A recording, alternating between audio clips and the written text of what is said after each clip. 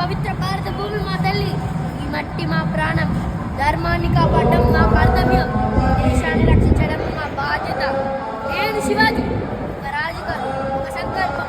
అన్యాయం అంటే ఒంగోని సింహం. స్వరాజ్యం అంటే కేవలం సింహాసనం కాదు, ప్రతి హిందువు గౌరవంగా నిలబెట్టే హక్కు. శత్రువు ఎంత బలవంతుడైనా మనలో ఉండే ధైర్యం అతని కంటే పెద్దది. ఈ కట్టం కేవలం యుద్ధం కోసం కాదు, ధర్మాన్ని నిలబెట్టేటందుకు. ప్రజల కన్నీరు నెలపై పడితే నా రక్తం పొంగుతుంది. భయం అది మా రక్తంలో ఉండదు, త్యాగం అది మా శ్వాసలో ఉంటుంది. దేశం కోసం ప్రాణమిస్తే అది మరణం కాదు, అమరత్వం. ఈనాడు మనం చిన్నవాళ్ళం కావచ్చు, కానీ మనలో ఉండే దేశభక్తి మహాశక్తి. మన సంస్కృతి, మన సంప్రదాయం, మన గర్వం. మన దేశం కోసం, మన ధర్మం కోసం, మన గౌరవం కోసం ప్రతి యువకుడు సైనికుడిగా ఎదగాలి. ప్రతి గుండె దేశభక్తితో ఉప్పొంగాలి. మన